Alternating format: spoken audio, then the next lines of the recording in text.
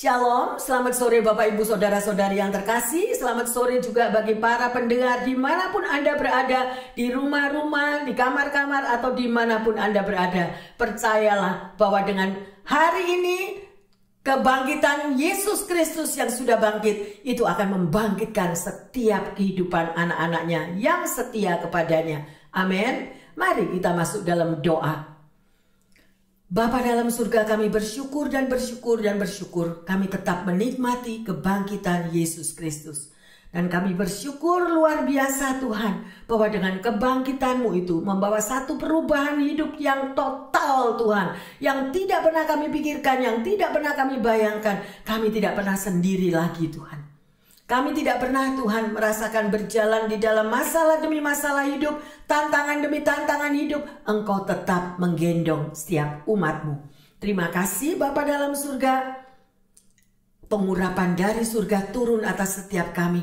Turun atas setiap pendengar yang setia. Turun atas jemaat yang disayang Tuhan. Dan kami melihat karya penebusan-Mu ada bersama kami semua. Di dalam nama Tuhan Yesus, hamba berdoa, haleluya, yang percaya dan siap untuk belajar kembali akan kebenaran firman Tuhan mengatakan amin.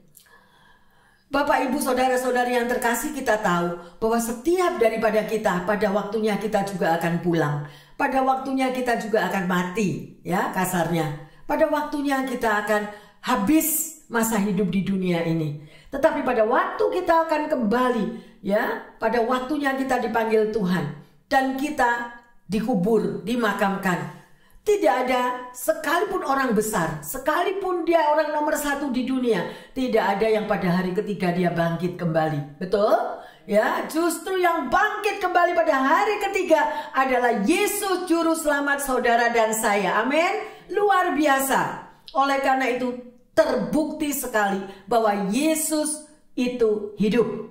Dan di dalam karya keselamatannya, Dia rela mati supaya saudara dan saya tetap hidup. Ada amin? Haleluya. Ayo kita belajar bersama-sama pada sore hari ini ya, yang terkasih. Tema khotbah pada hari ini adalah Tuhan membebaskan umatnya. Ya, mari kita baca bersama-sama di dalam Roma 5 ayat 8 sampai 10. Akan tetapi Allah menunjukkan kasih-Nya kepada kita, oleh karena Kristus telah mati untuk kita, ketika kita masih berdosa. Lebih-lebih karena kita sekarang telah dibenarkan oleh darah-Nya, kita pasti akan diselamatkan dari murka Allah. Sebab jikalau kita ketika masih seteru diperdamaikan dengan Allah oleh kematian anak-Nya, lebih-lebih kita yang sekarang telah diperdamaikan pasti akan diselamatkan oleh hidupnya.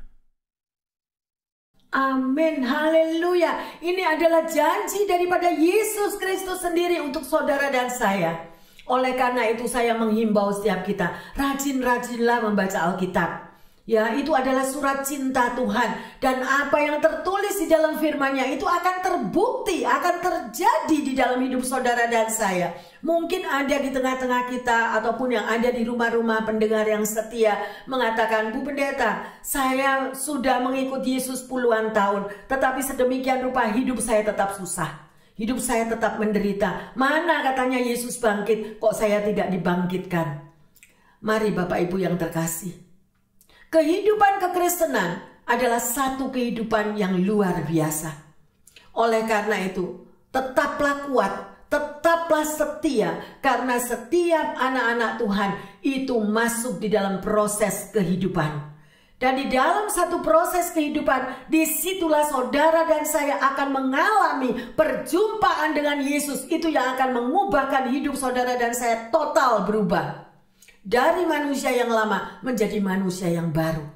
Terlalu banyak orang yang mengaku sebagai anak Tuhan, tetapi statusnya cuma KTP. Apa artinya? Mengaku sebagai anak Tuhan, yes saya sudah dibaptis, tapi tidak pernah memiliki hubungan pribadi dengan Tuhan. Tidak pernah mengalami hadirat Tuhan. Tidak pernah mengalami betapa indahnya di dalam pelukan Tuhan. Bagaimana itu bisa terjadi? Kehidupan kekristenan bukanlah satu agama, Tetapi kehidupan kekristenan adalah pengalaman pribadi Anda dan saya bertemu muka dengan dia. Gak cukup kalau kita berdoa cuma satu pihak. Kita dalam keadaan capek, Tuhan Yesus terima kasih, haleluya, amin, tidur. No. Pengalaman pribadi bersama Tuhan merupakan satu proses kehidupan, bercakap-cakap dengan dia, bercakap-cakap dengan Bapa kita. Dia menunggu saudara dan saya. Jangan pernah stop berdoa. Jangan pernah berhenti berdoa. Pada waktu Anda turun dari tempat tidur, pada waktu Anda keluar dari rumah, jangan lepas dari doa. Karena itulah yang membahas satu persekutuan pribadi, pengalaman pribadi dengan Tuhan, hubungan yang akrab dengan Tuhan. Kenapa kita hidup di dunia? Kita mau punya teman, kita mau punya sahabat yang baik, kita mau dimana kita bisa share sedemikian rupa. Tetapi kita hidup di dunia ini adalah kita manusia yang lemah. Ingatlah posisimu dan posisiku. Kita semuanya adalah domba-domba yang di tengah-tengah serigala. Kadang-kadang kita mengalami kecewa, sakit hati dengan segala tantangan-tantangan yang ada. Kenapa? Karena kita semua adalah manusia yang terbatas dan manusia yang lemah. Orang bisa menyakiti kita karena kita tidak sempurna. Kita pun juga bisa menyakiti orang lain tanpa kita sadar. Amin. Oleh karena itu, kenapa kok kita nggak mau melekat kepada Tuhan? Yang sebagai Bapa kita, dia selalu menunggu saudara dan saya. Ayo nak, ngomong sama aku. Ayo nak, curhat sama aku. Gak peduli dimanapun, mungkin Anda drive, mungkin Anda di rumah, mungkin Anda di kamar mandi. Sekalipun kita mandi, kita bisa worship Him. Kita bisa memuji, menyembah dia. Dan dia senang untuk dipuji dan disembah. Dia bertahta di atas pujian dan penyembahan Anda. Makanya kalau kita gak mau memuji, menyembah, kita rugi. Sebagai anak Tuhan yang tidak pernah mujizat, rugi. Betul gak? Nah, nanti kalau tidak ada mujizat, tidak ada jawaban doa, kita nyalahkan Tuhan. Mana Tuhan, puluhan tahun aku ikut Engkau. Tuhan yang salah. Kadang-kadang kita juga menyalahkan iblis. Ya, dasar iblis ini, makanya aku kecewa. Kata dijawab sama iblis, kok aku yang disalahin? Situ yang sakit, kok aku yang disalahin? Kenapa? Karena kita nggak bisa menjaga hati. Tuhan sudah mengatakan di dalam firman-Nya, jagalah hatimu dengan segala kewaspadaan, karena di situ terpancar kehidupan. Lah kita tidak mau, kita obral hati kita dengan gosip kiri kanan, dengan mendengar semua negatif-negatif dari luar. Nah, kita sebagai anak Tuhan, pakailah hikmat. Minta Roh Kudus setiap hari untuk mengurapi kita, sehingga kita tidak melakukan hal-hal yang salah. Ada amin yang terkasih? Luar biasa, ya. Kita percaya akan kuasa kebangkitan daripada Yesus Kristus, ya, yang memberikan kekuatan baru, pemulihan, jawaban doa akan terjadi kalau kita setia kepadanya. Mari kita lanjut di dalam Markus 10 ayat 45. Karena Anak Manusia juga datang bukan untuk dilayani, melainkan untuk melayani dan untuk memberikan nyawanya menjadi tebusan bagi banyak orang. Nah, apakah saudara realize atau menyadari bahwa Yesus itu mati untuk menebus saudara dan saya? Ya, oleh karena itu mari kita koreksi diri. Apakah hidupku sudah benar di hadapan Tuhan? Apakah aku sudah setia? Ya, kita bisa lebih takut kepada bos daripada kita takut kepada Tuhan. Betul loh, betul. Bos, jam segini harus ada di office. Jam segini harus begini, harus begitu. Kita taat, kita nurut. Tapi sama Tuhan, kalau kita mau berdoa, kalau ingat, baru mau bicara sama Tuhan. Apalagi kita memberikan waktu yang sisa-sisa. Udah capek, udah mau tidur. Tuhan terima kasih hari ini aku masih hidup, amin. No, bukan kayak gitu. Ayo kita mau senangkan Tuhan. Mungkin Anda sudah pulang kerja, udah malam, udah capek. Kita bisa berdoa di mobil. Tuhan terima kasih. Hari ini aku bisa lewati semua karena Engkau. Tetap urapi aku. Tetap peluk aku Tuhan. Aku gak mau turun dari gendonganmu. Aku gak mau Tuhan berjalan sendiri. Aku mau berjalan bersamamu Roh Kudus. Terima kasih, terima kasih. Aku kuat hari ini. Aku akan pulang ke rumahku. Itu sudah doa yang terkasih. Dan dia mendengar. Dan dia mencatat semuanya. Saudara dan saya mempunyai buku kehidupan, kitab kehidupan. Beri yang terbaik buat Tuhan. Hari Jumat Agung kemarin Tuhan memberikan kepada kita 7 pesan Tuhan di hari Jumat Agung. Saya ulangi buat mereka yang tidak hadir hari Jumat Agung. Ya, dikatakan di situ, setiap hari adalah milikku, Tuhan bilang. Jadi setiap hari apa yang saudara dan saya perbuat itu miliknya Tuhan. Jadi kita jangan berbuat yang boten-boten. Jangan berbuat yang keluar daripada ajaran Tuhan. Setelah setiap hari adalah miliknya Tuhan. Kalau yang ingat lagi yang kedua, setiap apa? Setiap, oke saya lompat-lompat ya. Setiap hari, setiap hati. Setiap hati kita adalah milik Tuhan. Dan kalau kita ingat firman Tuhan mengatakan, jagalah hatimu dengan segala kewaspadaan supaya terpancar kehidupan. Jadi jangan ada hati yang buruk. Jangan ada hati yang jahat.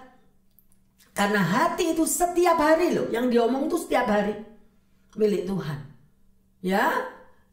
Setiap pikiran adalah milik Tuhan. Apa yang saudara pikir sekarang? Ayo. Kenapa Tuhan sampai berikan itu? Ya, setiap pikiran. Karena kadang-kadang pikiran kita tuh nyeleweng, betul? Tahu-tahu ketakutan. Aduh, takut ini. Aduh, takut itu. Aduh, takut ini. Jadi pikiran ini adalah sampah. Takut akan hari depan. Takut akan semuanya. Boleh kita memikirkan hari depan, tapi selalu minta hikmat daripada Tuhan. Tapi nggak boleh ada ketakutan. Karena ketakutan itu bukan dari Tuhan. Jadi ingat ya, setiap hari pikiran dijaga. Karena pikiran kita punyanya Tuhan. Hati kita punyanya Tuhan. Hari kita punyanya Tuhan. Kemudian apa? Perkataan. Setiap hari perkataan kita milik Tuhan. Apa yang kita ngomong hari ini? Mau ngomong yang baik? Ngomong yang positif? Atau ngomong yang negatif? Ya, itu perkataan. Setelah perkataan, saya lompat lagi. Tubuh. Setiap hari tubuh kita miliknya Tuhan.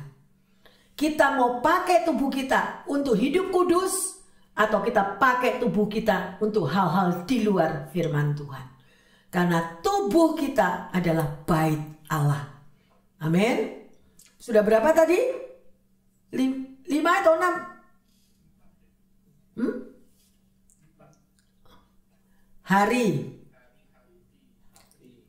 Hari, hati, pikiran, perkataan, tubuh, uang. Setiap hari uang kita milik Tuhan. Kita memang diberi tubuh, memang kita harus bekerja. Tetapi setiap uang kita itu adalah milik Tuhan. Makanya jangan greedy, jangan serakah. Oke? Kita datang telanjang, kita pulang juga telanjang, tidak bawa apa-apa. Amin. Pakailah uang kita bukan untuk foya-foya, bukan untuk yang ngawur-ngawur, atau bukan untuk judi atau segala macam. Setiap hari uang kita milik Tuhan. Artinya apa? Pergunakanlah dengan baik, tidak ngawur. Oke, sudah 6 kan? Yang 7, kehendak. Setiap kehendak kita, setiap hari. Lah ini loh, sekarang ini poinnya setiap hari sama Tuhan. Nggak dikasih setiap bulan atau setiap tahun. Nggak. Setiap hari. Jadi kita ini waspada. Amin. Setiap hari kehendak kita adalah milik Tuhan. Kalau setiap hari kehendak kita milik Tuhan, jadi kita harus berkehendak yang baik. Yang positif. Jangan yang negatif. Oh, ini kan kehendak bebasku. Aku mau maling, aku mau nyuri, aku mau apa, kan suka-sukaku. Lah. Nah, itu berarti keluar dari dosa. Saya bersyukur itu saya dapatkan kemis subuh, waktu subuh kemis. Untuk pesan 7 Jumat Agung itu tadi. Yang terkasih, ayo meteraikan 7 hal ini supaya hidup saudara dan saya semakin menikmati hari-hari yang luar biasa bersama Tuhan. Amin.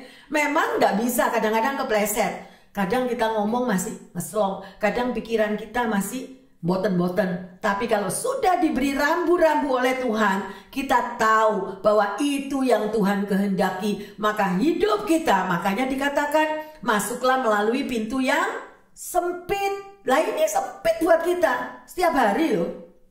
Ngomong hati-hati itu. Saya aja masih belum bisa. Nah, tapi semua belajar. Amin. Kalau kita sudah dikasih sama Tuhan, ayo kita belajar bersama-sama. Ya, luar biasa. Ada suatu ayat lagi yang kita akan baca, yaitu di dalam tadi yang terakhir kita baca di dalam Efesus 2 ayat 3 sudah belum? Oke, kita baca bersama-sama dalam Efesus 2 ayat yang ketiga. Telah menghidupkan kita bersama-sama dengan Kristus, sekalipun kita telah mati oleh kesalahan-kesalahan kita. Oleh kasih karunia, kamu diselamatkan. Amin. Oleh kasih karunia saudara dan saya diselamatkan. Kita ini orang yang sudah banyak kesalahannya, nggak hitung-hitung, sudah nggak tahu. Ya, tiba-tiba saya di sini seperti mendapatkan satu hikmat. Lah bagaimana kalau orang tua kita dulu nggak ngerti? Bagaimana orang tua kita dulu tidak ikut Tuhan? Dia nggak mengerti apa-apa yang sedemikian. Percayalah yang terkasih, Tuhan mengerti setiap apapun pergumulan daripada anak-anaknya. Ya, dan dia tahu. Mungkin saudara bertanya, ini orang tuaku di surga apa di neraka ya? Nah, itu Tuhan yang tahu, bisnisnya Tuhan. Kalau mereka tidak tahu, Tuhan tahu. Mungkin di hari yang terakhir, di hari apapun, ya, mereka pada saat mau pulang, mereka berseru mohon ampun kepada Tuhan. Mereka diampuni. Ya, jadi keselamatan itu ada di dalam tangan Tuhan. Ada sebuah cerita nyata, yaitu berapa puluh tahun silam beberapa pelayar Inggris itu diculik dan disandera oleh perompak Somalia. Ya, ada perompak itu bajak laut. Ya, selama 388 hari. Ya, dua di antaranya bernama Paul dan Rachel. Akhirnya dibebaskan setelah penculik itu mendapatkan uang tebusan yang sangat besar. Ya, dalam hal ini bagi keluarga daripada Chandler, ya, merasakan bahwa semuanya itu terjadi itu di luar pengetahuan mereka. Sampai mereka diculik sedemikian. Karena si Chandler ini tidak pernah berterus terang berapa nominal uang yang harus dibayarkan itu. Ya, siapapun akan pasti rela menyumbangkan uang yang luar biasa besarnya untuk keselamatan nyawa daripada keluarganya. Ya, sedemikian rupa. Demikian juga apa yang dialami tebusan bagi Paul dan Rachel ini. Demikian adalah gambaran yang sederhana apa yang Tuhan lakukan untuk menebus hidup saudara dan saya. Bayangin ya, tadi itu perompak bajak laut. Ya, sudah menyandera 388 hari. Akhirnya mereka bebas dengan tebusan yang sangat besar. Saya mau tanya, bagaimana hidup saudara dan saya? Mungkin yang sudah disandera oleh segala ikatan-ikatan dunia yang memukau, yang mengglamurkan mata kita, sehingga kita tidak tahu kalau kita selama hidup di dunia ini kita hidup di dalam ikatan dosa. Karena nikmatnya kebebasan hidup di dunia, sulit sekali mereka mau ikut Tuhan. Karena bagi siapa yang mengikut Yesus, ada syaratnya. Apa itu? Sangkal dirimu, pikul salibmu, ikutlah aku. Dan mengikut Yesus tidak mudah yang terkasih. Kita harus benar-benar mampu untuk menyangkal diri. Ya, sedemikian rupa. Tetapi Yesus sampai rela berkorban di kayu salib untuk menebus segala ikatan-ikatan yang puluh-puluhan tahun mengikat saudara dan saya. Oleh karena itu saya mau share sedikit tentang ada orang yang tanya kepada saya gini, Pastor, saya nggak suka. Kenapa Easter kok selalu dilambangkan sama telur? Happy Easter, telur. Happy Easter, telur. Karena nggak ngerti yang terkasih. Telur, sebuah telur, atau saya jelaskan, adalah kehidupan masa lalu saudara dan saya. Di dalam telur itu yang ada hanyalah kegelapan. Betul? Sampai pada waktunya telur itu menetas. Terjadi satu hidup yang baru, satu hidup glamurnya luar biasa indahnya di dunia ini. Itu adalah gambaran masa lalu saudara dan saya berada di dalam kegelapan, di dalam telur. Sedemikian rupa. Orang banyak yang tidak ngerti dan tidak dijabarkan. Anak kecil-kecil, coba itu mereka. Kalau pada hari Paskah gini, cari telur kan? Di sekolah minggu cari telur, ayo cari. Itu demikian juga murid-murid Yesus pada waktu mereka mencari Yesus di kubur. Mereka mencari, dilihat di kuburnya kosong. Nah, Yesus bangkit. Demikian dengan Anda dan saya, gambaran daripada kita dulu yang ada di dalam telur, hidup di dalam kegelapan. Semuanya itu dipecahkan. Dan kita hidup dari kegelapan menghadap terangnya yang ajaib. Ada amin yang terkasih? Sungguh luar biasa. Ya, sedemikian rupa seperti Rachel tadi sudah dibebaskan dari para penyandera. Ya, seorang budak, orang yang disandera itu adalah menjadi seorang budak. Tetapi mereka dibayar, ditebus dengan harga yang mahal. Terlebih daripada Yesus sendiri mati di kayu salib menebus saudara dan saya. Ya, mari dengan adanya Yesus bangkit, kita mau berubah hidup kita. Jangan lagi mendua hati, jangan lagi kita melakukan hal-hal di luar Tuhan. Dan ingat ya, Yesus itu mengikut Tuhan itu dia cemburu. Dia nggak mau ada mamon yang lain dalam hidup kita. Dia tidak mau ada ilah yang lain, dan disitulah kalau kita ada ilah-ilah yang lain, Tuhan sangat tidak amat mungkin. Tuhan tidak mungkin untuk menjawab doa kita. Karena Tuhan itu cemburu. Tuhan mau kamu cuma punya aku, sayang. Misalnya apa? Orang yang terikat dengan duit. Duit itu mamon. Orang yang selalu terikat dengan duit, itu adalah ilahnya. Itu adalah Allahnya. Makanya Tuhan tidak bisa jawab. Atau sekalipun dijawab, itu karena kasih karunia. Oleh karena itu, siapapun pendengar yang terkasih, jangan memiliki ikatan apapun di dunia ini selain Yesus.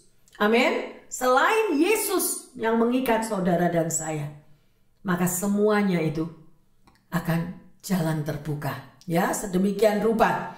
Jadi pelajaran yang penting yang kita pelajari hari ini ya, pada waktu Yesus berkorban di kayu salib. Yang pertama adalah manusia itu sudah terjebak ya di dalam glamurnya dunia. Oleh karena itu Yesus datang untuk menyelamatkan. Kita tidak sempurna ya, tidak ada satupun yang sempurna ya. Kita sering jatuh bangun, sering kali kita berbuat kesalahan. Tetapi dengan segala keterikatan dosa, nikmatnya dosa, sedemikian rupa sehingga kita nggak mau dekat sama Tuhan. Akhirnya apa? Akhirnya Yesus diutus menjadi manusia, merasakan penderitaan saudara dan saya. Ya, luar biasa. Mari kita lanjut di dalam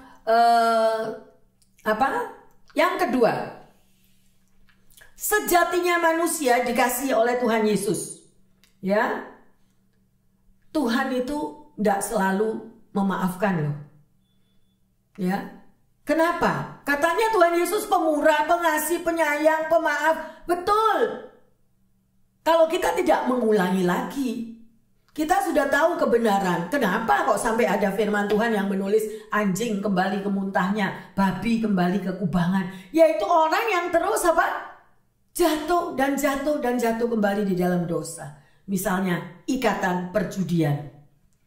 Orang yang judi sudah habis, sudah bangkrut, zero, habis total. Akhirnya apa? Diselamatkan oleh keluarganya, dibayar lunas hutangnya, udah kapok, udah ndak judi lagi. Sebulan lagi judi lagi. Nah, yang hal-hal yang sedemikian itu Tuhan nggak berkenan ya. Yang terkasih, luar biasa. Betul Tuhan Yesus mengasihi kita. Tapi kita juga harus berubah, berbalik dari gelap menghadap terang. Ya, karena dia sudah rela mati di kayu salib untuk membayar dosa-dosa kita semua. Ya. Yang ketiga adalah saudara dan saya diundang untuk berbalik. Nggak lagi main-main sama dosa. Nggak ada lagi hati yang mendua, ada ilah-ilah yang lain. Ya, sedemikian rupa. Memang kita harus cerdik seperti ular, tetapi tulus seperti merpati. Contohnya apa dong Bu Pendeta? Kalau cerdik seperti ular. Nah, orang pasti nggak ngerti itu, ada yang bilang. Kan sudah dibilang, kita jangan terikat dengan mamon. Mamon itu adalah duit. Oke? Jadi kalau kita sampai hidup sengsara, hidup menderita, mestinya kita bisa makan, tapi karena terlalu pelit, dia tidak mau makan, tapi dia mengambil sisa-sisa makanan, sisa-sisa yang dibuang di sampah, akhirnya dia salah. Lah itu salahnya Tuhan apa salahnya kita? Ada seorang wanita, dia itu kerjanya sebagai peminta-minta.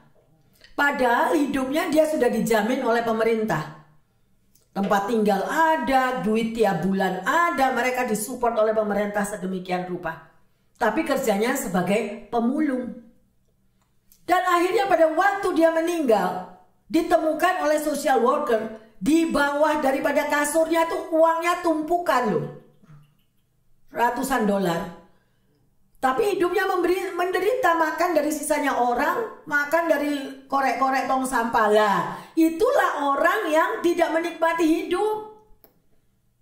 Berapa banyak anak Tuhan yang mengaku sebagai anak Tuhan, tapi hidupnya seperti pemulung. Malu kan? Malu. Kunci seorang hidup anak Tuhan bagi saya, because Jesus is love. Karena Tuhan adalah kasih. Hidup seorang anak Tuhan adalah menabur kasih.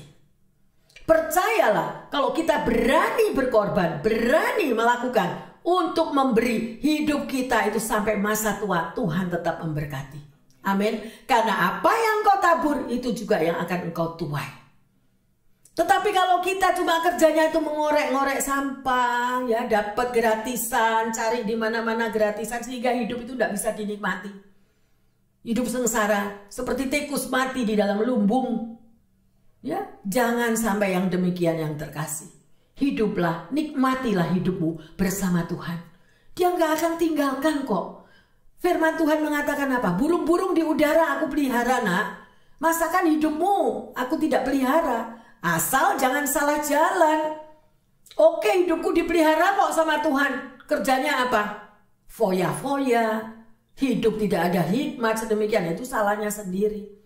Ya, ayo kita mau pakai pikiran kita, hati kita setiap hari yang sudah diajarkan oleh Tuhan. Amin. Ada sebuah cerita nyata lagi. Seorang bernama Hanso. Dia mempunyai kakaknya, seorang gadis yang begitu sangat cantiknya. Ya, sudah cantik, pandai, pintar, mereka hidup di Seoul. Ya, sampai pada satu hari kakaknya yang cantik ini membuka rahasianya kepada adiknya. Dia katakan, "Dek, kamu bangga akan hidupku, kamu bangga akan kecantikanku, tapi kamu nggak tahu perbuatan salahku. Aku pernah hamil dan aku pernah menggugurkan kandungan. Apakah engkau masih tetap mengasihi aku sebagai kakakmu? Karena aku sudah berbuat dosa sedemikian rupa." Kemudian Hanso menjawab, "Apapun yang pernah engkau perbuat, kakak, aku tetap mengasihimu." Karena setiap daripada kita tidak lepas dari kesalahan, tidak lepas dari kekurangan sedemikian rupa. Dan ini adalah satu cerita nyata dan sampai dibuat satu movie yang berjudul The Sun in the Sky. Ya, jadi adiknya tetap mengasihi kakaknya walaupun perbuatan kakaknya pernah jatuh di dalam kesalahan yang sedemikian rupa. Dan film ini sungguh menjamah banyak orang. Bagaimana Yesus tetap mengasihi saudara dan saya yang mau bertobat dan tidak mengulangi segala salah dosa yang sudah pernah kita perbuat. sekalipun puluhan tahun yang lalu. Ada amin yang terkasih? Haleluya ya. Sungguh luar biasa. Mari kita akan pelajari lagi lebih dalam, yaitu Yohanes 1 ayat 1 sampai 3. Pada mulanya adalah firman. Firman itu bersama-sama dengan Allah, dan firman itu adalah Allah. Ia pada mulanya bersama-sama dengan Allah. Segala sesuatu dijadikan oleh Dia, dan tanpa Dia tidak ada satu pun yang telah jadi dari segala yang telah dijadikan. Haleluya saudara. Ayo baca lagi, bila perlu Anda tulis ya. Meteraikan di dalam hatimu. Jadi kita tahu segala sesuatu itu dijadikan oleh Tuhan ya. Yang dulunya tidak ada menjadi ada. Bukankah kita hidup dari kasih karunia? Karena Yesus sangat mengasihi saudara dan saya. Ya. Jadi penggenapan akan firman Tuhan, ya. Firman Tuhan itu adalah Yesus sendiri. Allah yang benar, ya, bukan suatu yang kebohongan, ya. Semua isi daripada Alkitab itu sungguh-sungguh terjadi. Maka penggenapan firman Tuhan juga akan terjadi. Yang kedua, kebangkitan Tuhan ditawarkan kepada setiap kita. Ayo kita baca Lukas 27 ayat 10 sampai 12. Perempuan-perempuan itu ialah Maria dari Magdala dan Yohana dan Maria ibu Yakobus dan perempuan-perempuan lain juga yang bersama-sama dengan mereka memberitahukan kepada rasul-rasul. Tetapi bagi mereka perkataan-perkataan itu seakan-akan omong kosong dan mereka tidak percaya kepada perempuan-perempuan itu. Sesungguhnya demikian, Petrus bangun lalu cepat-cepat pergi ke kubur itu. Ketika ia menjenguk ke dalam, ia melihat hanya kain kafan saja. Haleluya, di sini kita bisa lihat ya, apa yang diberitakan kepada perempuan-perempuan tersebut. Tetapi langsung daripada Rasul Petrus, dia bergegas, dia menuju ke kubur dan dia mau melihat sendiri apa yang terjadi. Dan memang terjadi saudara, yang ada di dalam kubur itu hanya kain kafan saja. Ya, sedemikian rupa. Setiap daripada saudara dan saya dan setiap pendengar di rumah-rumah dimanapun yang terkasih berada, berita Injil ditawarkan kepada kita semua. Kehendak bebas kita yang memutuskan apakah kita mau percaya akan berita keselamatan itu atau kita menolak berita keselamatan itu. Ya, pilihan dan kehendak bebas ada pada kita. Ya. Sangat disayangkan kalau sebagai anak Tuhan yang tidak pernah percaya akan mujizat. Mujizat itu tetap ada, firman-Nya yang mengatakan bagaimana pertama kali Yesus membuat satu mujizat di mana air berubah menjadi anggur pada waktu perkawinan di Kana. Ya, demikian. Mengapa mujizat itu saudara hanya orang-orang yang mengalami yang bisa bersaksi? Kenapa? Karena mereka mau bayar harga. Untuk mendapatkan satu mujizat yang terkasih, kita mau bayar harga. Kita mau mengalami. Ya, mungkin ada yang dengan berdoa, berpuasa supaya doanya dijawab, atau ada hal-hal yang lain kita menyenangkan Tuhan. Dan di situ maka mujizat akan dinyatakan. Karena Yesus tetap hidup dan sudah bangkit. Ya, kuasanya tetap sama, dahulu, sekarang, sampai selama-lamanya. Nah, sekarang pilihan di tangan saudara dan saya. Pilihan di tangan para pendengar yang setia. Kita percaya enggak bahwa mujizat ada? Oleh karena itu saya menghimbau, ucapkanlah syukur di dalam segala perkara. Ucapkanlah syukur di dalam segala tantangan. Yang sakit berani berbicara, Tuhan Yesus terima kasih, aku sembuh. Ini satu terobosan untuk Anda mengalami mujizat. Yang mengalami financial, terima kasih Tuhan, Engkau sudah ubah ekonomiku. Masa depanku gilang gemilang bersamamu. Kan belum kelihatan loh. Tapi itu adalah ucapan syukur dan kita berani mengatakan masa depanku gilang gemilang. Kenapa? Karena firman Tuhan mengatakan sampai masa putih rambutmu aku tetap menggendongmu. Nah, kalau enggak pernah baca Alkitab di rumah, yes, amin, cuma hari Minggu atau weekend, sampai di rumah lupa lagi. Ya, yang dilihat cuma bill dari bank. Bel dari apa yang harus aku bayar. Itu lebih jelas tulisannya. Duit-duit berapa yang harus dibayar daripada percaya akan janji-janji Tuhan. Lah, akhirnya stres sendiri. Nggak bisa tidur, minum obat tidur. Minum obat tidur, akhirnya kemana? Ya, karena hidupnya dibuat sendiri yang terkasih. Hiduplah sesuai dengan Injil. Maka kita akan mengalami hidup penuh berkemenangan bersama Tuhan. Ada amin? Haleluya, luar biasa. Hanya orang yang meresponi Tuhan, maka dia akan melihat kemuliaan Tuhan dinyatakan dalam hidupnya. Kita lanjut di dalam Keluaran 6 ayat 5 dan 6. Sebab itu katakanlah kepada orang Israel, Akulah Tuhan, aku akan membebaskan kamu dari kerja paksa orang Mesir, melepaskan kamu dari perbudakan mereka, dan menebus kamu dengan tangan yang terancung, dan dengan hukuman-hukuman yang berat. Aku akan mengangkat kamu menjadi umatku, dan aku akan menjadi Allahmu, supaya kamu mengetahui bahwa akulah Tuhan Allahmu, yang membebaskan kamu dari kerja paksa orang Mesir. Yang terkasih, ini adalah janji Tuhan loh. Benar? Ini janji Tuhan apa janji bosmu? Janji Tuhan.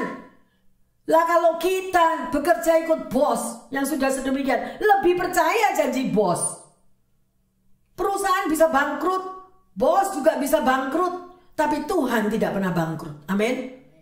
Saudara dan saya hidup di dalam dunia yang tergoncangkan. Tetapi kalau kita mengikuti Yesus, sekalipun kita digoncang di bumi ini, kita mengikuti kerajaan yang tidak pernah tergoncangkan. Kerajaan Tuhan tidak tergoncangkan. Orang mungkin melihat, alah ekonomimu sudah bangkrut, alah barangmu sudah tidak bakal sukses, alah masalahmu sudah terlalu busuk. No, aku anak raja. Mungkin saat ini aku belum terjawab. Mungkin mimpi-mimpi indahku belum terjadi. Tapi aku percaya Tuhanku akan membebaskan aku dari perbudakan dunia. Dan hidupku, masa depanku terjamin kilang gemilang bersama Tuhan. Ada amin, haleluya. Itulah kuasa kebangkitan. Jadi jangan ngomong lagi yang boten-boten, oke? Jangan ngomong lagi, aduh aku ini masih jomblo. Ya apapun semuanya, nggak ada yang ini aku. No, Tuhan Yesus bersamamu. Tuhan Yesus bersama kita. Dan kesaksian sudah kita lihat banyak sekali.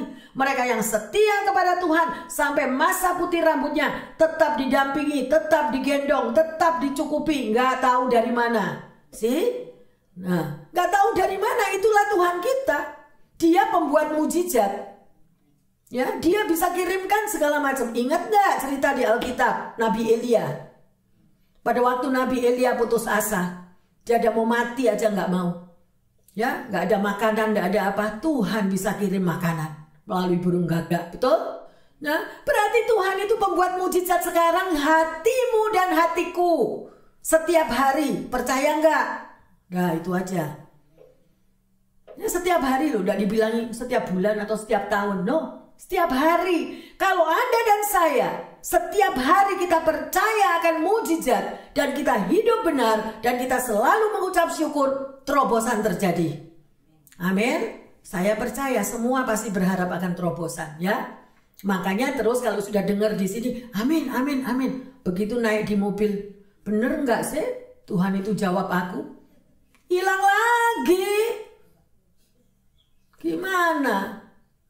Saudara ingatlah kalau kita di dalam doa mengikut Tuhan, kita tuh ada, kalau doa itu belum terjawab ya, kita tuh seperti di dalam kepompong, oke? Di dalam kepompong ini kalau kita mau cepet lihat supaya dia jadi kupu, langsung kita gunting kepompongnya, mati. Nah, itu berarti ada waktu. Ingat ya, Tuhan itu adalah Tuhan atas waktu. Dia tahu orang yang mengandung 9 bulan 10 hari. Aduh lama, Bu Pendeta 9 bulan 10 hari gak kuat saya, berat.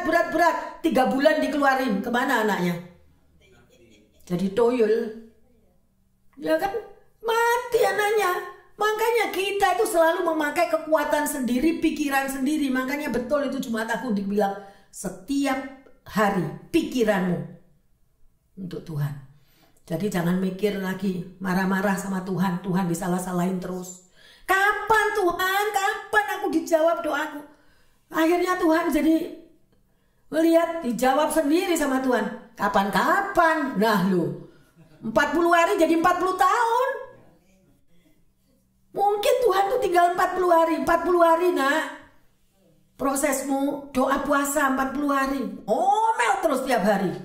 Sumpah serapah kebun binatang yang keluar. Ingat lu ya, perkataan setiap hari punyanya Tuhan. Perkataan apa yang kita keluarkan? Kutuk atau berkat? Nah kalau kutuk ya benar-benar jadi sumpah serapah kebun binatang.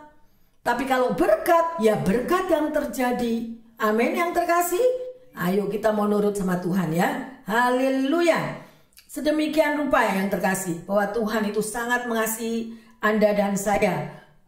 Umat Mesir itu dibebaskan dari perbudakan. Demikian juga hidup saudara dan saya dibebaskan dari perbudakan dunia. Dulu mungkin kita belum kenal Tuhan, sekarang kita udah kenal. Betapa kita melihat keajaiban-keajaibannya yang nyata. Ya, luar biasa. Pertanyaannya sekarang, ya, adakah daripada pendengar yang setia atau jemaat yang saat ini masih hidup dalam perbudakan? Ayo, ada enggak? Mungkin dibudak sama duit, dibudak sama drug, dibudak sama apa lagi? Macam-macam lah ikatan dosa.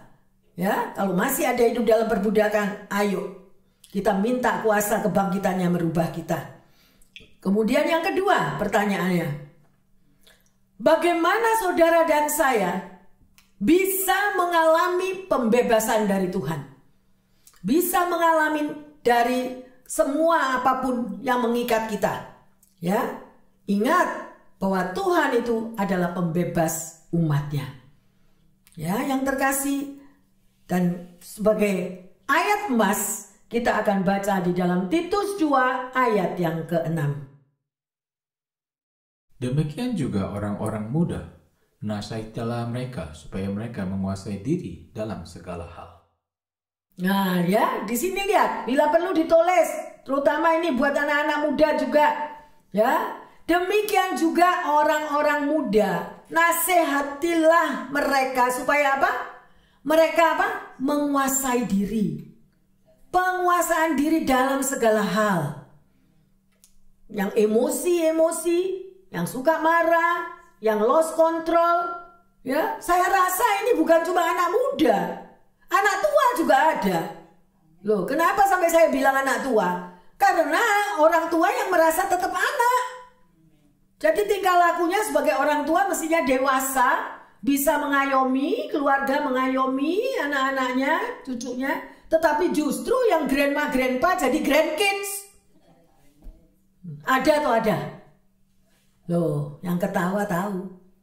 Ya, makanya ayo kita mau berubah. Hari ini kita sudah belajar bagaimana Tuhan membebaskan umatnya. Dia sudah bangkit dan dia mau memberikan hidup yang baru dan hidup yang berkemenangan. Haleluya, amin. Ya, mari yang bersama-sama yang terkasih, baik jemaat maupun pendengar yang setia dimanapun Anda berada, bersama-sama dengan kami yang ada di sini, kita akan menyembah terlalu besar.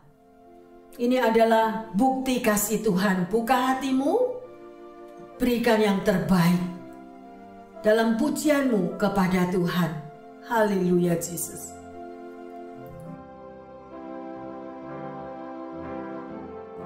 Telah kulihat bukti kasih-Mu, Kau menderita gantikanku. Amin. Yesus. Dengan darah-Mu Kau selamatkanku, kini ku hidup menyenangkan-Mu. Terima kasih Tuhan. Telah kulihat bukti kasih-Mu, benar Tuhan. Kau menderita gantikanku. Dengan darah-Mu Kau selamatkanku, kini ku hidup menyenangkan-Mu.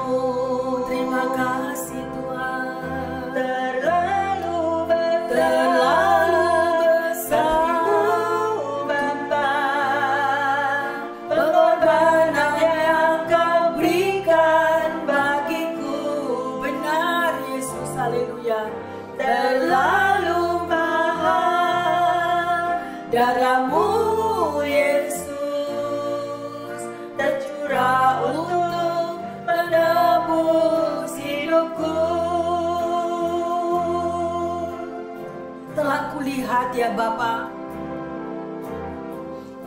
telah kulihat bukti kasih-Mu benar Tuhan. Biarlah lagu ini menjadi doa bagi setiap kita. Karena Yesus sudah membuktikan kasih-Nya, Yesus membuktikan kuasa-Nya. Dia menebus setiap kita dengan darah-Nya yang tercurah. Terima kasih Tuhan. Hidup menyenangkan-Mu. Haleluya. Terlalu besar kasih-Mu Bapa, pengorbanan yang Kau berikan bagiku. Amin Jesus. Terlalu mahal darah-Mu Yesus, tercurah untuk menebus hidupku. Terlalu besar, terlalu besar. Benar Tuhan, terlalu besar pengorbanan-Mu. Kami tidak bisa mengembalikan kepadamu. Kami orang yang berhutang kepadamu ya Tuhan. Bagiku terlalu mahal darah-Mu Yesus, tercurah untuk menebus hidupku. Terlalu besar, kita hayati kata-kata ini. Benar Tuhan, kami orang yang berhutang kepadamu.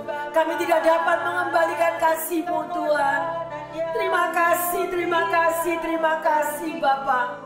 Engkau luar biasa pengorbanan-Mu. Terlalu mahal darah-Mu Yesus, tercurah untuk menebus hidupku. Terima kasih Tuhan, tercurah untuk menebus hidupku. Haleluya. Tercurah untuk menebus hidupku. Terima kasih Bapa di dalam surga. Terima kasih kami tetap merasakan kebangkitan-Mu itu Tuhan. Membuat umat-Mu semua memiliki satu pengharapan yang besar bahwa ada hari depan yang gilang gemilang bagi setiap kami. Melalui kebangkitan-Mu Tuhan, kami percaya Engkau memberikan kekuatan yang baru. Engkau memberikan kemenangan demi kemenangan. Sekalipun badai tantangan hidup masih terjadi dan ada di hadapan kami, tetapi kami percaya Tuhan Yesus tetap menyertai. Tuhan Yesus tetap menggandeng tangan setiap umat-Mu. Kami sungguh bersyukur ya Tuhan. Kami bersyukur karena kebangkitan-Mu. Engkau membebaskan umat-Mu dari perbudakan. Perbudakan akan dosa, perbudakan akan hidup yang negatif, perbudakan akan hal-hal masa lalu yang tidak kami sadari kami sudah jatuh di dalam ikatan-ikatan dosa. Bapa, terima kasih. Kami menyadari bahwa kami adalah orang yang berhutang kepadamu. Pengurapan-Mu boleh turun atas setiap kami saat ini Tuhan. Sehingga hidup kami betul-betul dikuatkan untuk kami berubah. Mengubah kehidupan kami dari yang gelap menghadap yang kepada terang yang ajaib. Dan Engkaulah terang yang dunia itu Bapa. Terima kasih Bapa dalam surga. Terima kasih untuk karya penebusan-Mu yang luar biasa. Dan kuasa kebangkitan-Mu tetap ada dahulu, sekarang, sampai selama-lamanya.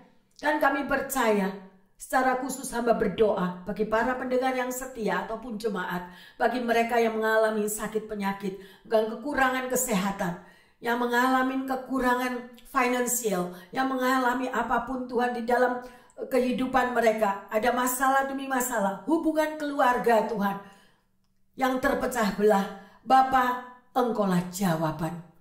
Engkaulah jaminan hidup kami Tuhan. Karena di dalam Tuhan Yesus tidak ada yang mustahil. Kuasa kebangkitan-Mu sudah menjawab setiap kami, pribadi lepas pribadi, baik yang ada di rumah-rumah maupun yang ada di kamar-kamar mereka. Bahkan yang saat ini Tuhan, mereka di dalam keadaan sangat amat hancur hatinya. Kami percaya Engkau akan kuatkan, Engkau akan hiburkan, bahkan Engkau akan memberikan terobosan, jalan keluar melalui kuasa kebangkitan-Mu. Hidup umat-Mu semua, pendengar yang setia maupun jemaat, diubahkan oleh karya penebusan-Mu. Terima kasih Bapa, di dalam nama Tuhan Yesus. Hamba-Mu berdoa dan mengucap syukur, yang percaya dan sudah menerima daripada pesan Tuhan yang membebaskan umatnya, mengatakan amin, amin, amin. Bapak, Ibu, Saudara-saudari yang terkasih, kita sudah belajar bagaimana Tuhan menyatakan Dia ready dan Dia selalu siap untuk membebaskan setiap kita yang dalam ikatan apapun juga. Tuhan Yesus memberkati, kuasa kebangkitannya tetap menyertai saudara dan saya. Haleluya, semua yang percaya mengatakan amin, amin, amin.